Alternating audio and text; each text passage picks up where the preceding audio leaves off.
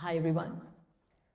How many of you have subscribed to our YouTube channel, Older Queer Voices, or have heard even one single episode of Older Queer Voices? Dan has heard all the 29, 30. You, Sue? Yes. Sue's been a guest. We've got to get you now. This is the start. As I start always, my name is Raga D'silva, and I'm your host for Older Queer Voices. The theme of today's live podcast is Bridging Generations. Older Queer Voices was created to celebrate older queer lives, stories, and experiences. But today's conversation is about something even bigger. It's about what happens when generations come together. What can older queer people, learn from younger queer people? What can younger queer people learn from older queer people? What do we need from each other? And how, this is the most important part of the podcast, is how do we build stronger connections so nobody feels unseen, unheard, or forgotten? Because while our experiences may be different, our futures are connected. And if we are serious about building a stronger queer community, we need to be talking not just about each other, but with each other. So I'm delighted to be joined by 4 incredible guests today. And I'm not going to do any order, but Sue Saunders is the first on my list. I don't know if anybody has heard our podcast. Sue Saunders and I have a certain magic when we're together on our podcast. But I think I've heard other people say the same. Sue, she's an educator, activist, co-founder of LGBTQ History Month, and one of the UK's most influential voices in queer education and visibility. I have loved speaking with you on every podcast. So welcome, Sue. Thank you. We have this amazing person called Dan Potter, chair of Tesco's LGBTQ network and inclusion champion, and recently recognized with a British LGBT Inspirational Leader Award. Dan is also the head of employer brand and recruitment marketing at Tesco. Welcome. We have this wonderful Rosie Jones, a household name in British comedy and one of the UK's most celebrated comedians, writers, and broadcasters. Alongside her award-winning stand-up, Rosie is a familiar face on UK television, having fronted her own Comedy Central series, Out of Order, starred in Channel 4's powerful documentary, Am I a R-Tard?, and led the acclaimed travel series, Mission Accessible, and the BAFTA-nominated Trip Hazard. She's the creator and star of Channel 4 comedy drama Pushers. And we have to look up Rosie, and you have to be at her shows if you haven't yet. Brilliant. Thank you, Rosie, for joining us. And then we have Jason Patel. Jason is one of the UK's most exciting emerging queer creatives, a double BAFTA-nominated actor. See, he knows. Screen International Star of Tomorrow, British LGBT Awards Rising Star nominee, and Rainbow Honours Musician of the Year nominee. His work spans film, music, theatre. Best known for his acclaimed performance in Unicorns. How many have watched Unicorns? Wonderful. #1 on Netflix. Jason continues to champion authentic LGBTQA+ storytelling and can next be heard in Russell Tovey's Audible original Starlings, starring alongside Andrew Scott and George McKay, as well as his summer new single, I know, Ooh La La. So please join me in welcoming them, and let's start.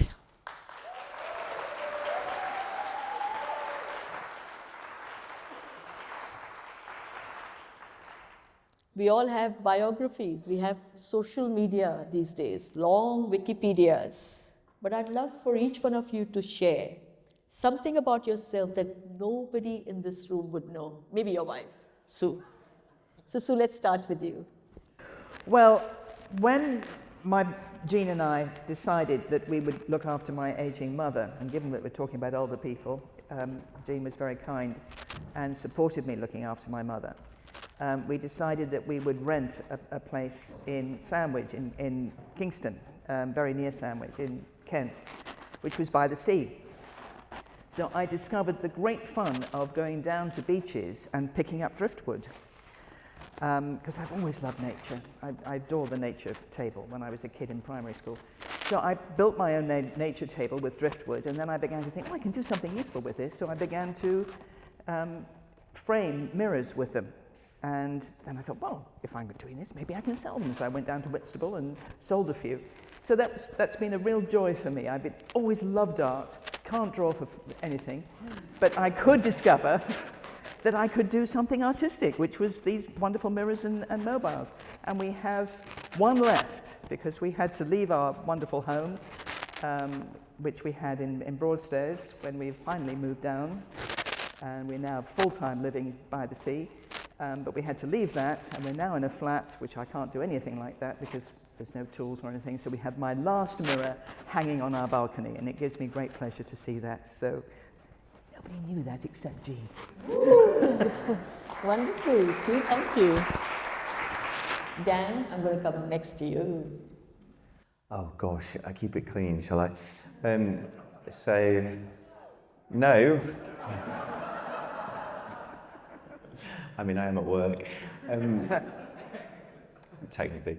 So, I guess one of the things that probably not a lot of people know about me, I guess from a more corporate side, is that actually I still experience quite a lot of self-doubt and imposter syndrome. And even sort of sitting here now, I'm sort of feeling like kind of all the biographies that you just talked through there. Oh gosh, how am I here? I think confidence for me has sort of been built over the years, but I think, you know, it started out, I was bullied quite severely at school and then sort of shrunk into myself, didn't really know how to be and kind of how to sort of present myself. And I think, you know, with that comes a bit of regret, sort of lost youth, kind of lost opportunities. But I guess now, I think as I've grown a little bit older and my confidence has continued to sort of grow, through that resilience, you sort of do try and develop a bit of a thicker skin as you're kind of getting older. But I think that, for me, that sense of needing praise and being able to consistently and constantly prove myself is sort of always there. It drives me, and it drives me to want to make a better future for everyone. But it's still there, it's sort of like niggling on my shoulder. So that confident person that maybe people see on stage isn't always there. Wow. So many of us can relate to that, Dan, and I'm sure. But thank you for sharing. Rosie, will come to you now. I would say this is the first time that I've used a microphone, but it's not. I'm just an idiot. I found this question hard because I am an open book. I talk about any old shit. But probably something that I've not talked a lot about is I am a quarter Spanish, which I'm very proud about because it means that I have a Spanish passport. Yes! Very useful. So yeah, I'm very proud of my thick brown hair, my olive skin, but the fact that I am in the EU.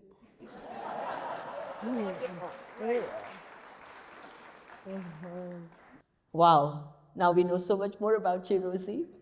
Please, we must go to her shows, okay? She's hilarious, as we know.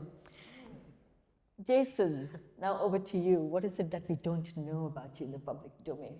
That I have, I'm scared of raisins and heights and spiders. Those are the three things I'm frightened about, yeah. I don't know why, but there is one thing, like similar to Dan, and probably we've all had it. Growing up, I was severely bullied, and there was a point where I was growing confidence, and I thought, I'm not going to live my life in fear. And I had finally found friends when I was at university, and we went on a holiday to Greece. And one of my friends was Greek, so we went to her house in Greece, and it was beautiful, and there was a crystal clear ocean, and I always thought, oh, I want to jump off a cliff. So there was a cliff at the top, like we were here, it was over there, and it was my birthday. And she was like, what do you want to do for your birthday? What do you want to do? And I went, I want to jump off that. And I don't know why, I had this like blinding sense of confidence that came over me. And I was like, we're going to do it, and you're all going to come with me. And we like trekked this cliff, and the ocean was crystal clear, and I'm born in July, and I'm a Cancer baby, and I love the ocean. I think that is where I'm meant to live, in the sea with the fishes. And I don't know, I just counted down 3, 2, 1, jumped in, and it changed my life. And since then, I've actually never looked back, and I've always thought, no one's going to stop me. I'm never going to live my life in fear, and it really has brought me here today.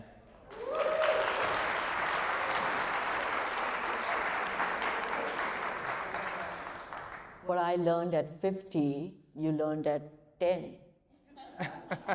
Amazing. Okay, I'm going to ask serious questions now. Sue, when you hear the phrase bridging generations, what does it mean to you personally, and why do you think it matters so much within the queer community? For me, it's crucial, obviously, as an ex-teacher, or, do you ever stop being one? We need to link the generations. I mean, most of you, I'm sure, remember a really amazing teacher, and obviously Nikki remembers a shit one. They both exist. But, our school lives are crucial, where it's a chance for us to actually bridge generations with teachers and kids. And it behoves us to enable our teachers to be fabulous, stunning, effective role models, giving our communities, our kids, their histories and histories, not just LGBT ones, but working class ones, black ones, Asian ones, the women's history. I mean, it's been, we didn't have women's history. I mean, history, it's his story. It's only recently that we've actually had women actually dig up all the history. And initially, it was white women's history. And then we better have black women's history, hadn't we?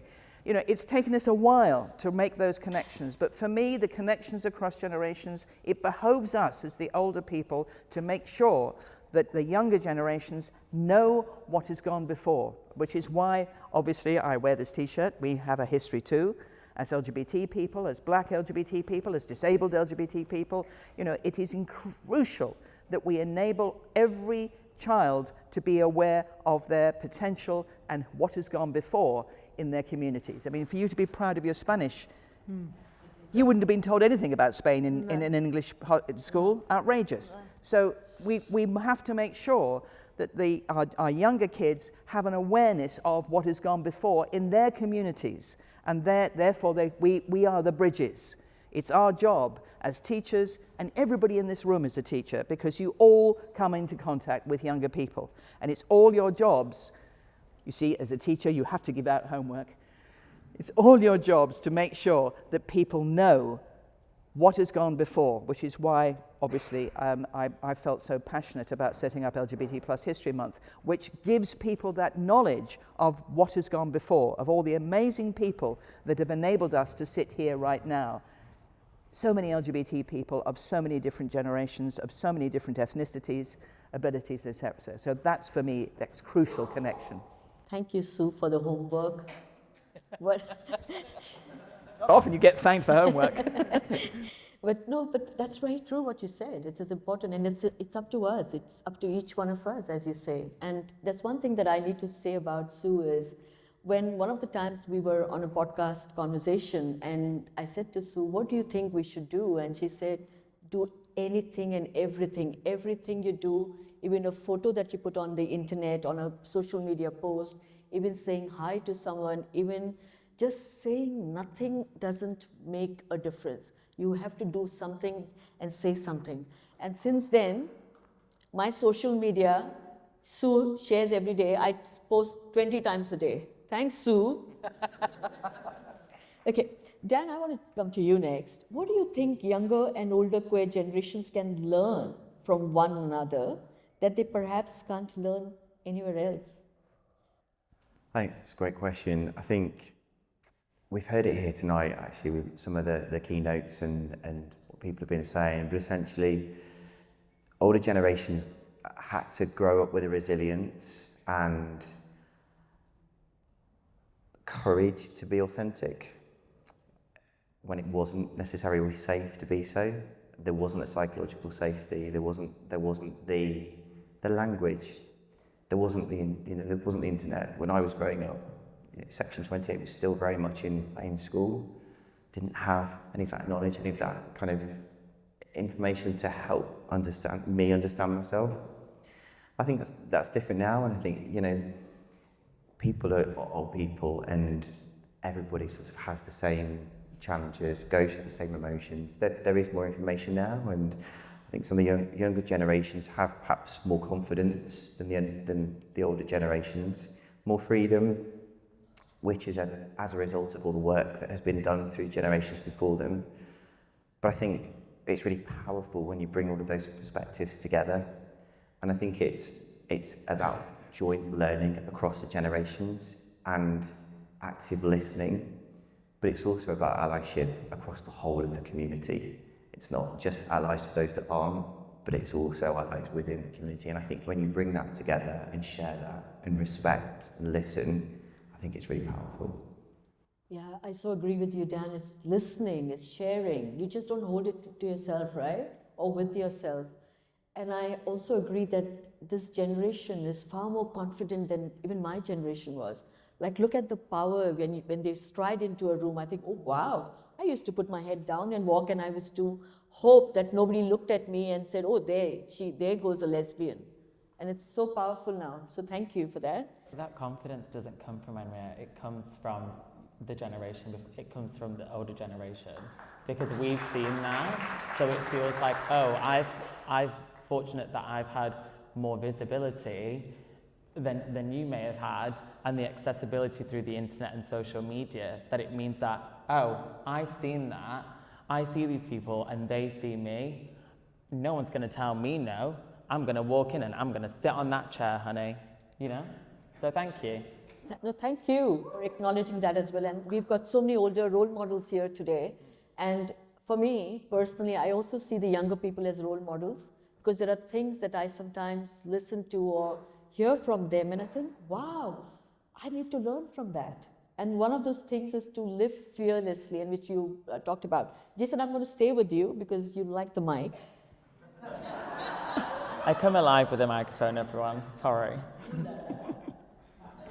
So as someone from a younger generation, what do you wish older queer people better understood about your generation? I think, well, it's a really difficult question. I think yes, we've had more accessibility and visibility, and that is a really great privilege to acknowledge and appreciate, and I thank everyone for that. But I think that we still feel the same pressures, and sometimes because there has been a disconnect, and what I would love is for all the generations to kind of interconnect and have that shared experience and shared language. I think that's what it is for me, is that sometimes I don't necessarily always have a direct person. I'm actually the only, gay person in my entire family. So I can't wait to be that older generation person for the baby queers, in that, for my kids and things like that and cousins. So, hope I answered it. I hear you. I think you need to follow my footsteps. You need a degree in being a gay man. like me. You have to have more people who will come up to you and say, because of you, Jason, my child is gay. So it's funny because of that. I obviously did that wonderful film Unicorns, and I perform at Prides all over. And it's interesting because now when Unicorns came out and it was in the cinemas, my parents came and saw the film at festivals, and then, I don't know, Indians have this incredible family network that they go and tell everyone, and they brought all these brown people into the cinema in like the local Cineworld that in Manchester that I grew up in. And then afterwards, you know, my dad kept telling me, I've been getting loads of messages from all these parents, you know, I don't even know them. They're telling me, you know, I think my son's gay, or my daughter's lesbian, or someone is trans, like, what do I do? And my dad's like, just love them. He's like, I don't know what to do, you know? Yeah, that's what you do. And I guess what's great about that is it always takes one person, and you have to think, you shouldn't wait for anyone. You have to be that person, because if you don't do it, who will? I love the wisdom on this chair here and on the other chair, so thank you. But I don't know which Indians went to the cinema and paid for the tickets. It was £5 Tuesday. Oh, sorry. I did a film premiere once in New Zealand where I lived, and I asked people to buy tickets for $5, and they said, sorry, the DVD is only $3, and 15 of us can watch it. So no, that's the true story. Rosie, I'm going to come to you. Rosie, comedy has a unique way of bringing people together, as we know. So do you think humor can bridge generational divides within the queer community? And if so, how? Absolutely. If you know me, you know that I'm very vocal in not only my disability, my sexuality, but also my political beliefs. I'm very liberal. I tell jokes, but at the same time, I want the people who come to see my shows to go away learning a bit more about what it's like for me living as a gay woman with cerebral palsy, and I am so proud that I have such a diverse audience. I regularly have grandchildren, parents and grandparents coming to my talk shows, and I have queer people, disabled people. Sometimes I even let straight white men in, but I will only allow one in every show, and for some reason he is always called Dave. But I think comedy is so important because it breaks down barriers. It makes people see beyond the labels and allows them to see the person. And for some people, I might be the first gay disabled woman that they hear talking about my experience. So that is so important because it allows everybody to see the person beyond the label. That's wonderful, Rosie. That's so good. Who is that straight man. You're allowed. Dave. No, but that's so true. When you make people laugh, right? When you bring in humor, you go beyond that. Even that person, it's right inside, and people relate to it in different ways. And we laugh at things. We need to learn to look at things and laugh as well. We're too serious as a community sometimes, except when you're talking to Lisa Power. Okay, so Dan, I'm going to come back to you. Dan, what role do workplaces, organizations, and community groups have in helping bridge generation divides within a community? Huge roles. I think workplaces can be the first place where people from lots of different generations actually come together, and it's the place where they're experiencing inclusion or exclusion. So they have a really critical role in that.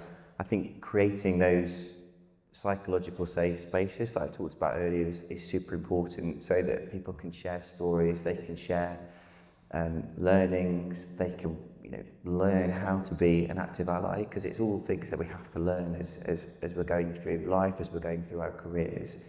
And when it's done well, it creates those really safe spaces for people to be authentically themselves, both in and outside of work. And I think, I've talked a little bit about this before, but certainly when I started my career, I was given a lot of advice around not being who I am.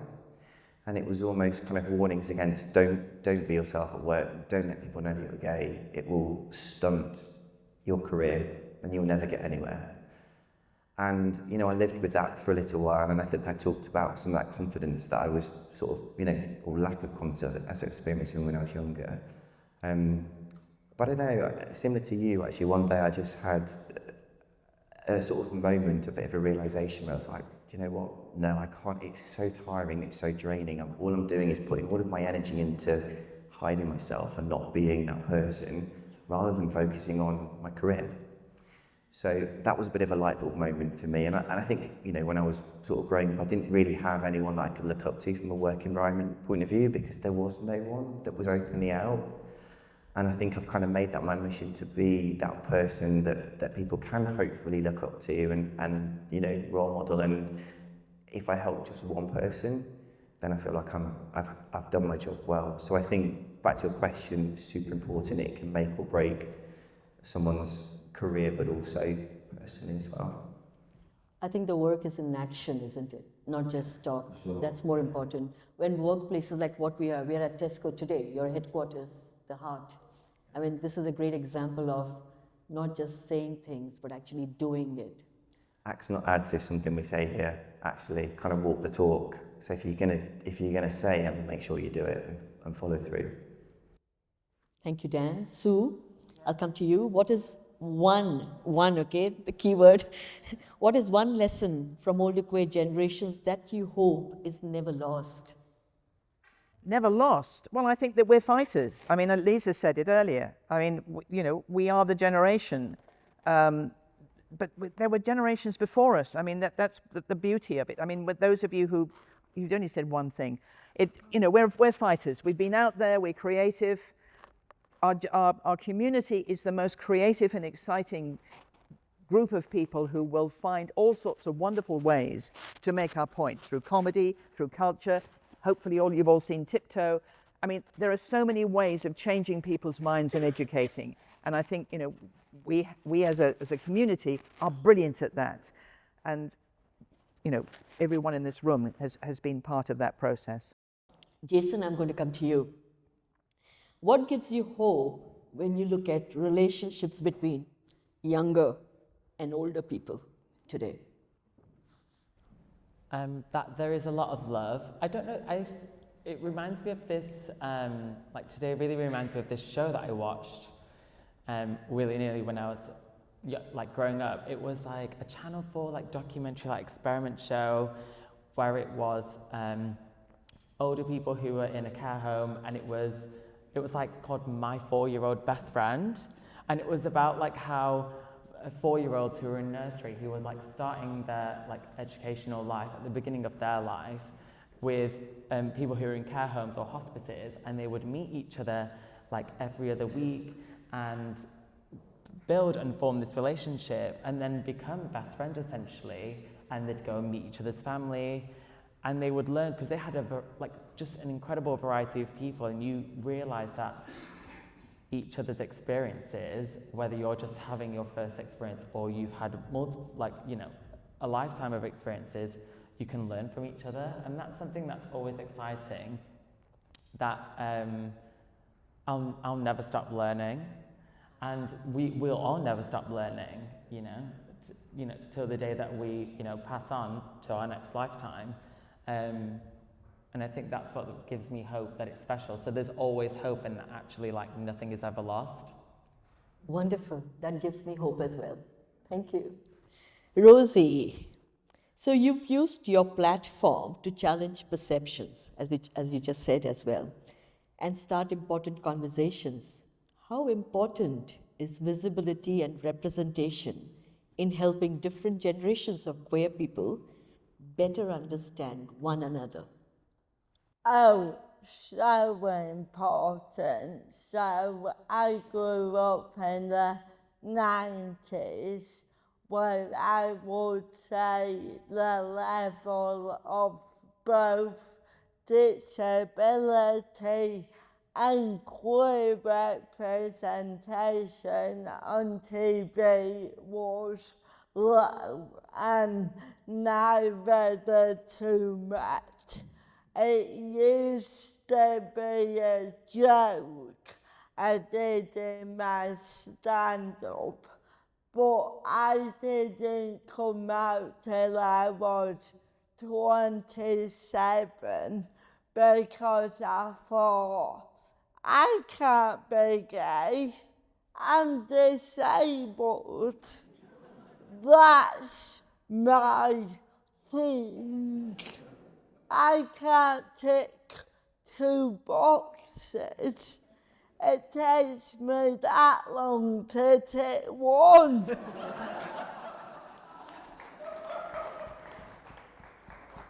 And although that was a joke, it was true, because when I saw disabled people on TV, they were always depicted as vulnerable, asexual people. So even when I knew that I was attracted to women, I thought, well, there's no point coming out because I will never act on it, because I'm disabled and nobody will ever love me.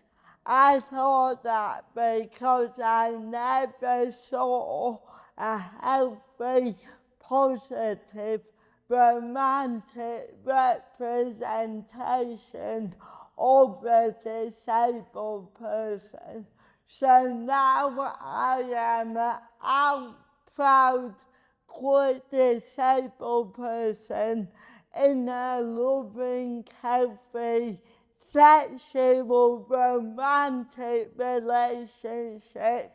I shout loudly and proudly about that, because I want younger, disabled, queer people to know that no matter who they are absolutely capable and, more importantly, worthy of love. Oh.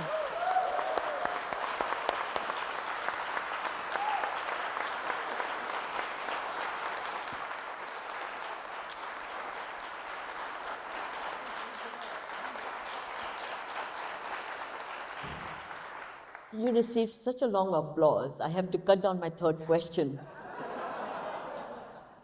Fantastic. We are so grateful to have someone like you, Rosie, being visible and representing a lot of us.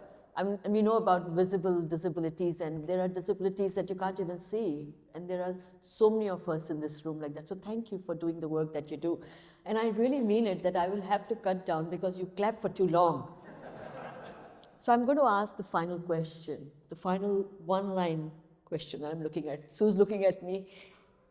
What is the one thing you would like another queer generation to know about your own generation?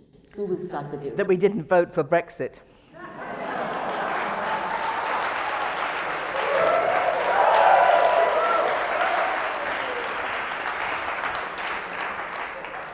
Rosie, what about you?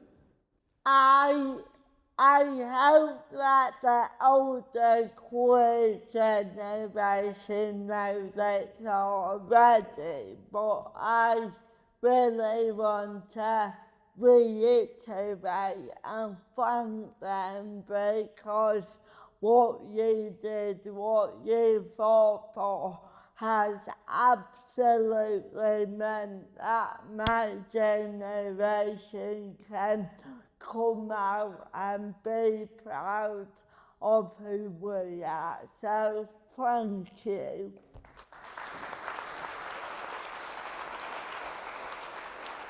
Jason, I'm going to go to you.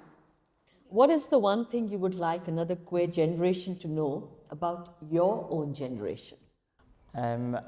I would like them, well, I guess it's targeted to the older queer generation, that without what they've done, I wouldn't have the career that I have today, and we wouldn't have the visibility, you know, especially the career that I've been really fortunate to have in theatre and in film, and the stories that we have, they wouldn't be possible without the fight.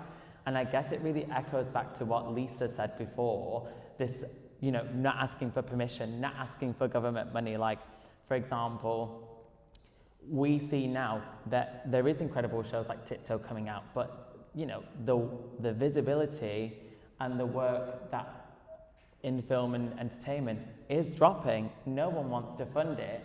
And so now it's really gave me initiative to produce those things as well and find their own projects and write those stories. If someone won't put you into the narrative, honey, you write yourself into the narrative. So I want to say thanks for that. Yeah.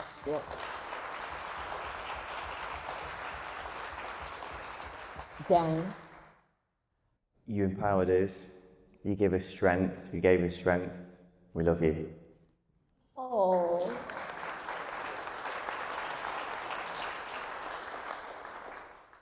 You know, before I even walked in today to Tesco, and I thought to myself, what is that one feeling I feel? Because I was trying to pinch myself. It's hard to believe what is happening tonight. For someone like me,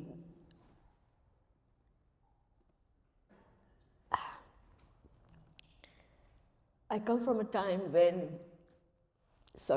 it was difficult for my own mother to accept me.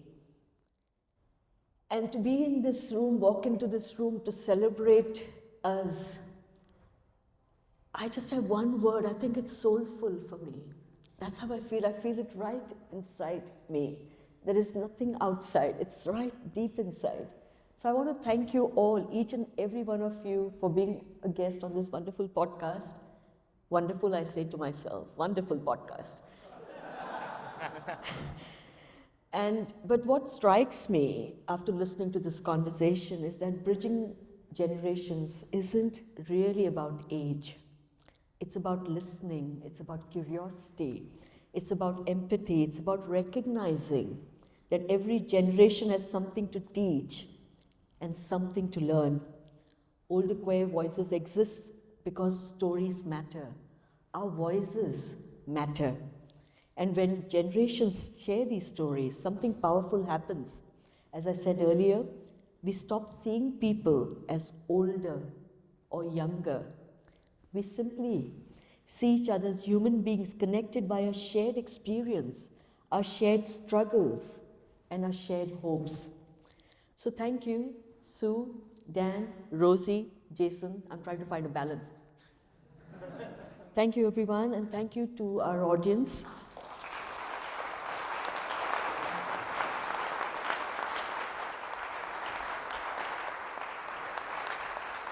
For those watching the podcast on YouTube and for those listening on Spotify and other platforms, As you leave this conversation, I hope you will take one thing with you. Reach out to someone from a different generation. Start a conversation. Listen to their story. Share your own. Because bridging connections doesn't happen on stages like this. It happens with one conversation at a time. Thank you, everyone. And please, we are going to take a short break shortly. Not yet, because we've got something really special happening. I want to, before I end the podcast, I want to thank all our partners, Tesco, N2O, Booker, Best Food Logistics. We have had a huge amount of response from our community partners as well. We have GFW clothing here. And by the way, Nicola and I are wearing GFW shirts. Not the dhoti. LGBT Foundation, LGBT Great, LGBT Consortium, Stonewall, Tonic Housing, My G Work, Proud HR, Pride in London, LGBT History Month, and Quaywell. Thank you, everyone. And a huge thank you to all. And one biggest thank you to my wife, please, because she does this beautifully.